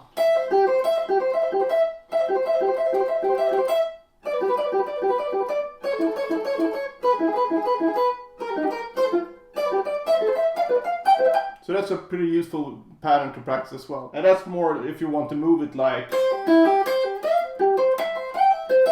something like that, you know? Or whatever you want to come up with. Probably not the best example, but you get what I'm saying. So it's a really good thing to practice. And this one is actually good to use the looping thing, where you play 1, 2, 3, 4, 1, 2, 3, 4, 1, 2, 3, 4, 1. Then start on the next one. 1, 2, 3, 4, 1, 2, 3, 4, 1, 2, 3, 4, 1. Next one. 1, 2, 3, 4, 1, 2, 3, 4, 1, 2, 3, 4, 1. And next one. Just to get used to it. So it's actually by doing the looping thing, you actually get to work on each possible way of playing this loop. So that's a really good thing to make it much easier to incorporate when you try to play it in an improvisation or part of something that you're something that you have composed and want to get up to speed. Okay, so basically 3 patterns, but the last one is more versatile than that. But so I will go through it like this.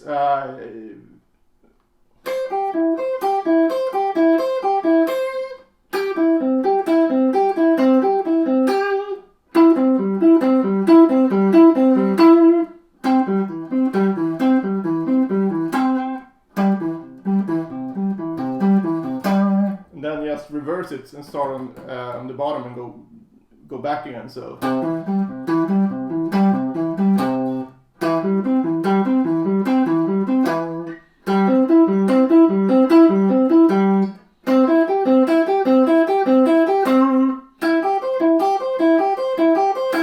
And make sure that you use this planting thing here, so you don't want to sit around doing this.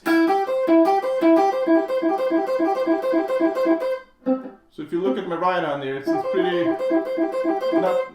it's like 2 pick strokes, like one big downstroke and then an upstroke.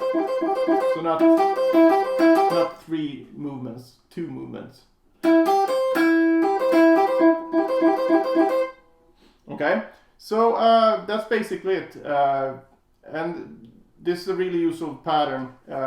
Really, it's harder to get up to speed perhaps than some of the bigger sweeps, because obviously when you can get more notes with just one motion. But it's a really good one to practice, because it's so useful to have these small triadic units when improvising. But we'll get into that later on.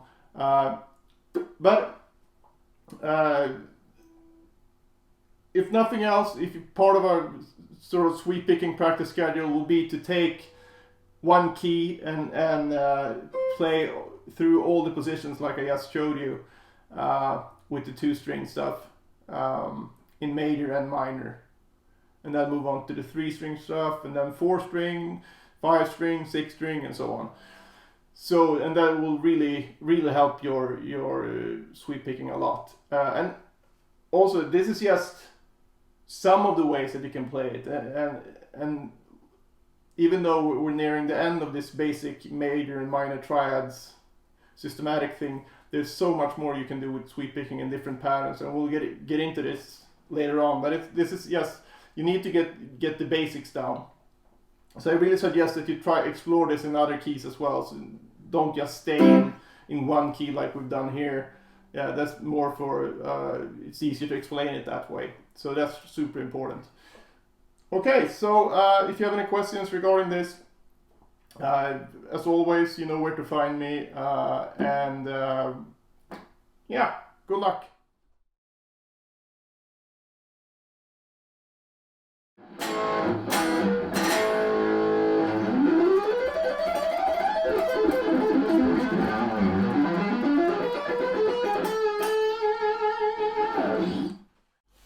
Okay, so it's time for the last string group, which is 4-string sweeping. And I didn't save this for last because it's the best. It's probably the one that I use the least, I'd say, but I mean that's just my personal choice, and would be totally up to you how you use this. Maybe every one of these feels super comfortable for you, so that's a good thing. But anyway, here's the shapes, and while I say I use these the least, it's more these shapes. I mean major and minor. I tend to use this more when I can add, you know, when we're going to 7 chords and stuff like that.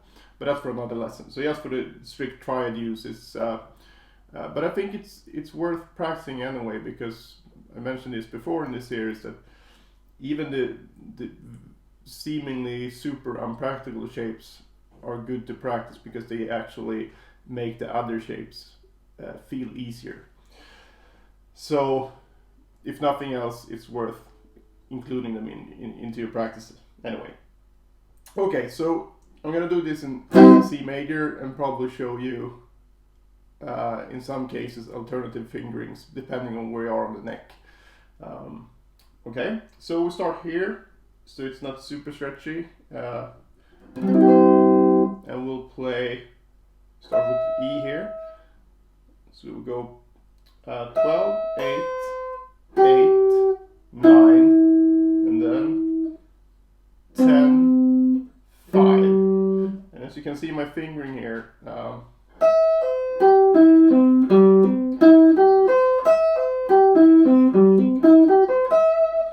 it's kind of jumpy, and that's because it's a pretty big stretch here.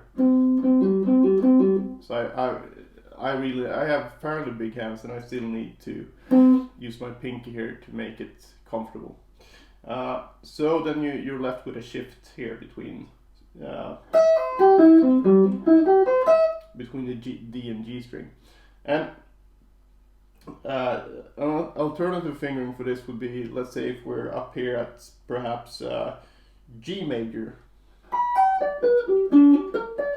Whoops.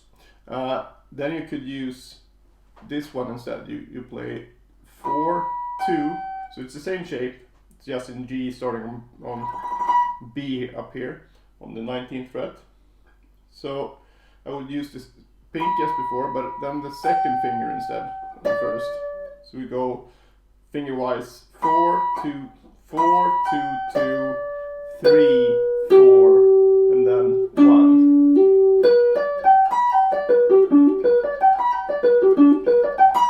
So that's much more comfortable.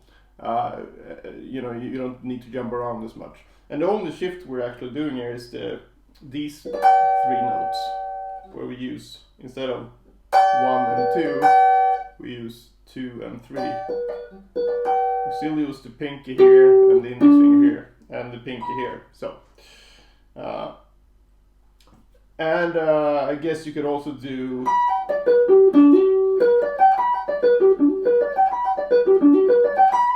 just do the regular one here that we're used to with the 3-string sweeps, and then use the 3rd finger and then just stretch the index finger like that. But down here we're sort of, if you don't have huge hands, then will probably be really unpractical to do 1 and 3 here. So again, the fingering I use down here is 4, 1, 1, 2, 4, 1. And yeah, let's go back the same way. Okay, so that's probably the worst one of the bunch. So it's kind of good that we start with that one. So the rest will be easier. So the next inversion will start on the 5th.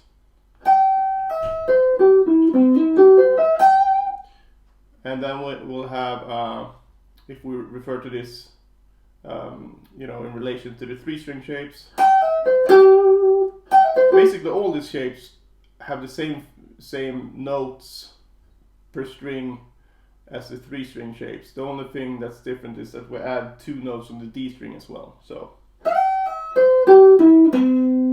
So in this case, we go 15, 12, 13, 12, 14, 10. And in this case,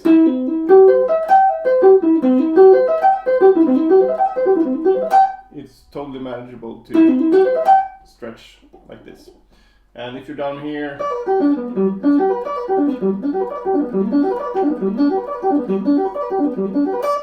yeah, I can kind of do it as well. So it's totally up to you. But in this case, you can also change the fingering to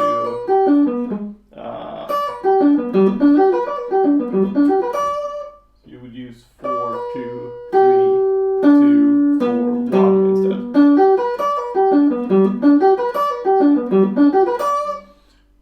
Okay, so the next one up here on the 10th fret, sorry, the 20th fret. So we get the root and we go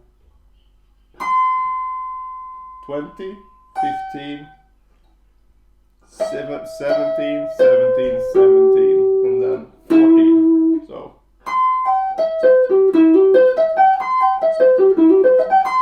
and this bar section here, it's up to you again how you play it. You can play it with the 3rd finger or the 2nd finger. I prefer the 2nd finger if it's not too stretchy. So okay, so and as you remember, the bar you need to find the lowest note with whatever finger you're using and play that as usual, and then just flop the finger down like this. I think someone called this sort of the banana shape. You bend the finger like that, and then you find, sort of get a feel for where you need to, where on the finger you need to have that first string of the bar, that is. So that's all the inversions on the 1st string group. The 2nd string group would be, I think we'll start here. And then we'll have actually the same notes. So C, G, E, C, G. Oh, sorry, 4 strings. So C, G, E, C, G, E.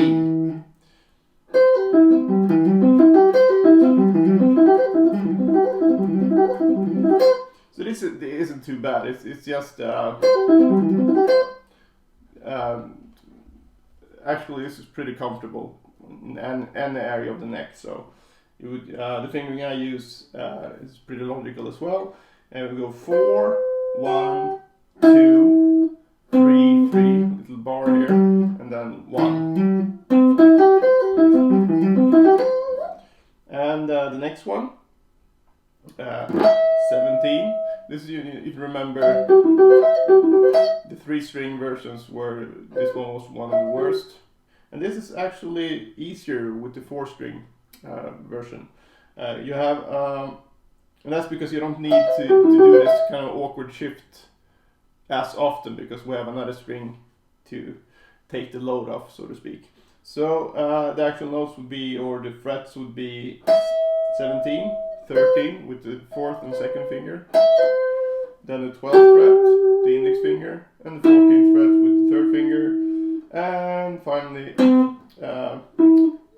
not finally, I'm trying to play 3-string shapes here for some reason. 3rd finger on the 14th fret, pinky on the 15th fret, and then the index finger on the 10th fret. So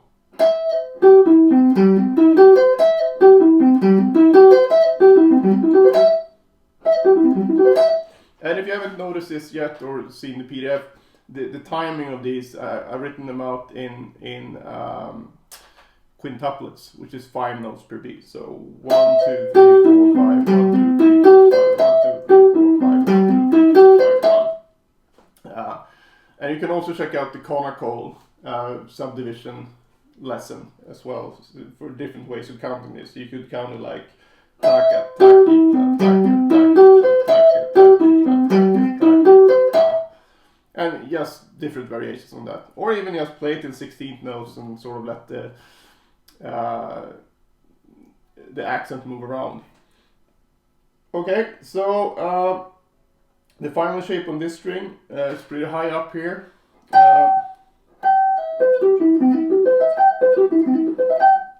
Would be 20, and then you have that bar thing again, but in this case on the index finger. So 20, 17, 17, 17, then 19 with the third finger, and 15 with the index finger. So 4, 1, 1, 1, 3, 1.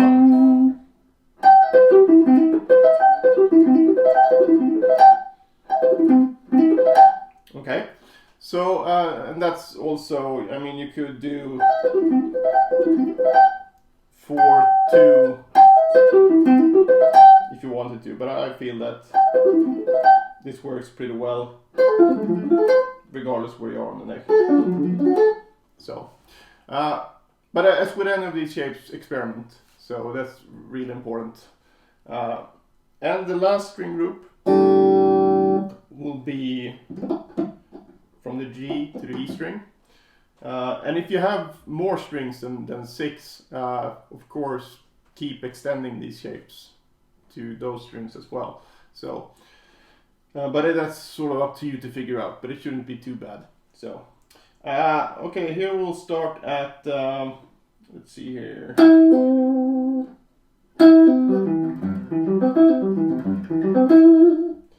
On the 9th fret.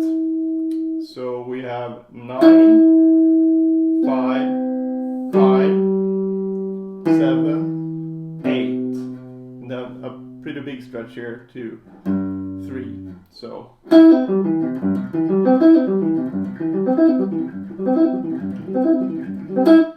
but I mean, this shape is pretty when you move this to other keys, it won't be as bad with the stretch, and it's pretty logical once you do that. So, and the next shape here is also pretty easy on the 12th fret, pinky. So we go 12, 9, 10, 10, 12, 8, and the fingering will be 4, 1, 2, 2, 4, 1.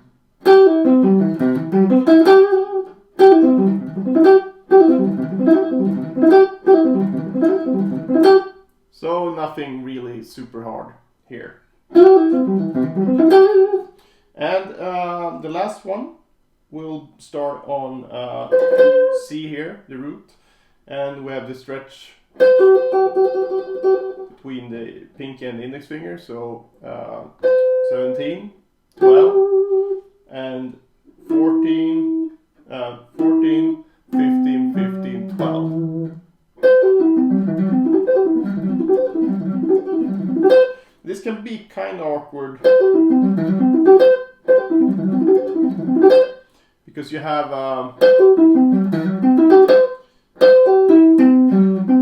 this thing here, but it's not too bad. So, and the fingering I use here is 4, 1, 2, 3, 3, 1.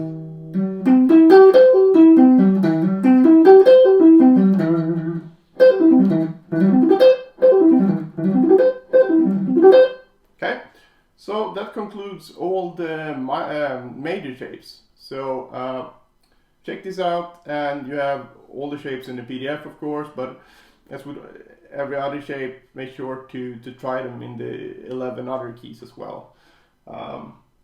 And ideally start combining them to make chord progressions. And we'll look at the diminished and augmented later on. But that's a more limited bunch of shapes because of the symmetrical nature of those chords. So we don't have to make, you know, this huge video series for that. We can just cover them in a few videos. So see you in the minor section.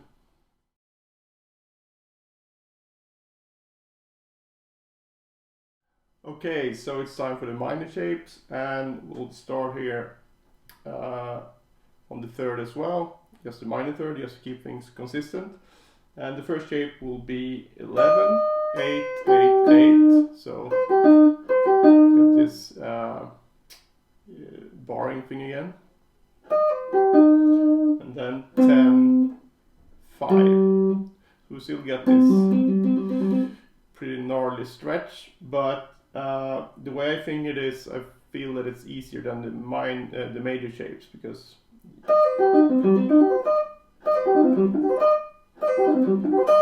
so, and that's mainly because I'm used to rolling with whatever finger.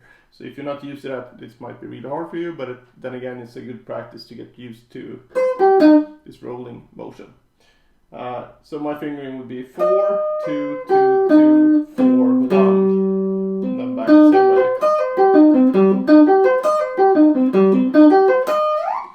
Okay, so the next shape, moving right along here. This one's actually, I like this one a lot. I use this quite often. And it starts here on 15, so you go 15, 13, 15, 11, 13, 12, 13, and then 10. And the fingering here is dependent upon how you're going to use it. But you can do it this way. So you go 4, 1, 2, 1, 2, and then stretch from 2 to 1 here.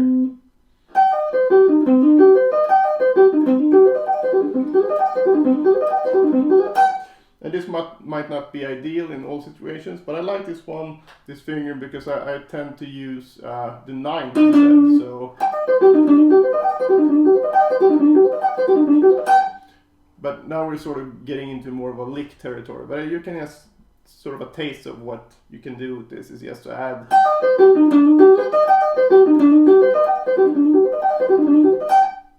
I really like that sound. So otherwise, you can try this fingering, which will be 4, 1, 3, 2, 3, 1. So then you get to, you don't need to have that massive stretch again.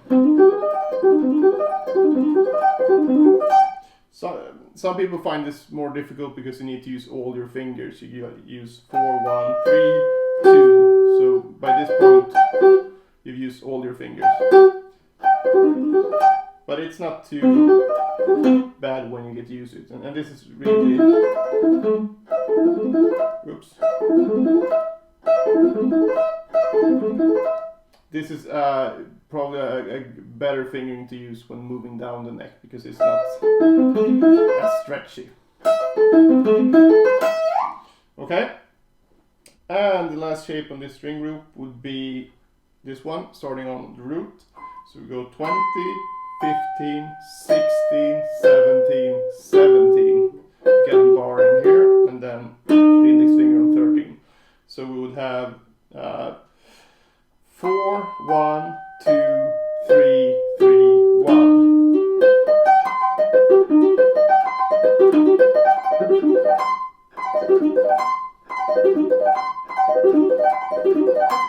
Okay, so and this fingering is pretty straightforward. And then we're done with this string group. And I'd say the minor shapes, at least on this string group, is easier than the major shapes. Okay, so the first shape of this middle string group would be starting on 13. We go 13, 8, 8, 10, 10, 6. And this shape is also kind of awkward feeling, especially down here, because you get to stretch a bit, and then you need to do two 2-string rolls between the first finger and the third finger. So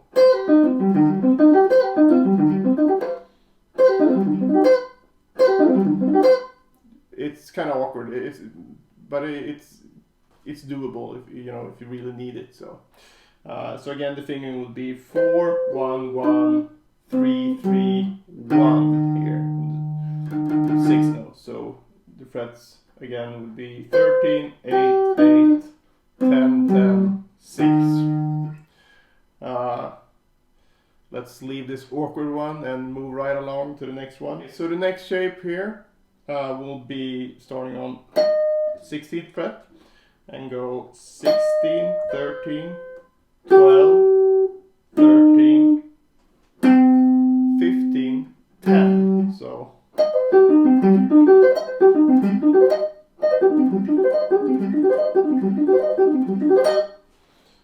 and it's easy to hit that note, but I want this one.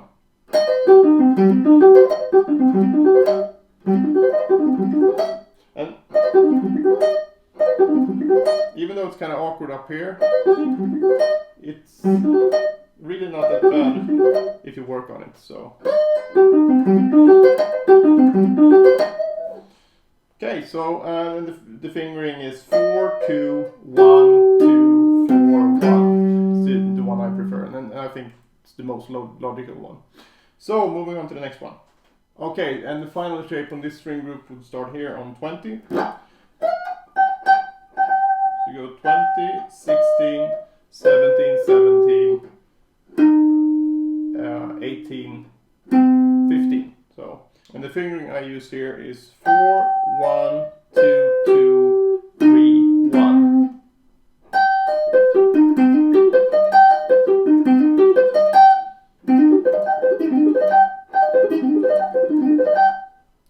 Okay, and moving right along to the next and the last string group from G to E. And we'll start down here, the minor third, and the shape will go like this.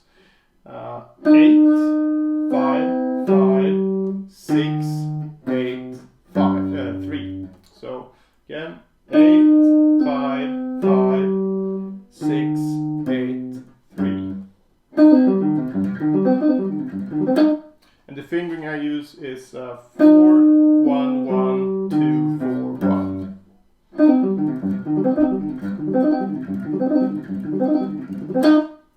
So that one isn't that bad. It's kind of stretchy down here, but it's very usable a bit further up on the neck. Okay, so the next one would be start here on the 5th for the G, and it's 12, 8, 10, 10, 11, 8.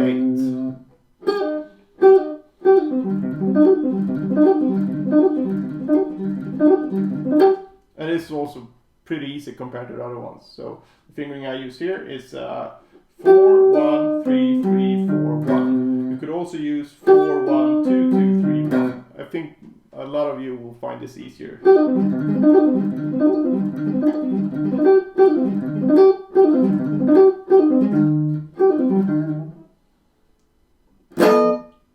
You could also use 4 1 2 2 3 1. And I think maybe a few you will find this easier. I actually find the other one easier. But it's such a personal thing here. It depends on how much what you've practiced before and things like that. So, okay, and the final shape here is starting on this 17th fret, 12, 13, 15, 15, 11. And this is really awkward since you need to bar with the 4th finger. And if you don't want to bar, you need to use the 3rd finger to bar with. And that's also awkward because you need to stretch a lot between 2nd and 3rd finger, and that's a problem for most people. So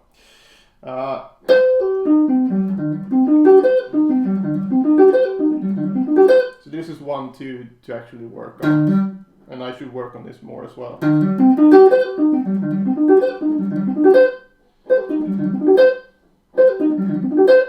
And if you haven't seen that by now, I'm more comfortable with certain shapes, of course. And I've worked on all these, but you tend to, since you find sort of your favorites and you tend to use them a lot in your playing, they get extra practice, and all these awkward ones sort of fall behind. Since if you're not working on this for, you know, a lot every day for a while, and even if you've done that and then you just forget about it, it can be, you still feel kind of awkward when you get back to it. But it's a good idea to work on it anyway, and I should really take that advice myself, because some of these are actually useful when you, especially when you want to, you know, play sequences with arpeggios. You'll run into these ones, and this can really put a huge wrench in the whole thing if you haven't worked on it before. So it's highly recommended that you try to do that. But time is limited, and maybe you find it, you know, more fun to work on improvisation than some weird awkward arpeggio shape. So but they're here at least, and you can make that decision for yourself. So that's all the minor 4-string shapes, and yeah, we covered all the string groups now for the major and minor shapes. But remember, this is just one way to play the shapes. So there's a lot of variations you can do, but this is a good basis, because you sort of get a good feel for where all the notes are by viewing it like this as well. So, and you can see sort of all the smaller shapes inside of the big 6-string shape. So that's sort of the point of it, and then you can arrange it however you want and whatever you feel is comfortable. So it's actually about fretboard knowledge as well. So with that said, I'll keep expanding the arpeggio stuff for sure, but now we have sort of the big systematic thing covered at least. So I would suggest that you go through all these in the order I presented, but it's up to you if you want to go 2-string, 3-string, 4-string, 5-string, 6-string. That's up to you, but I did them in a specific order for a reason, but you can try whatever order you want. So okay, so if you have any questions, comments or suggestions, you know where to find me, and if not, see you in the next video. Bye.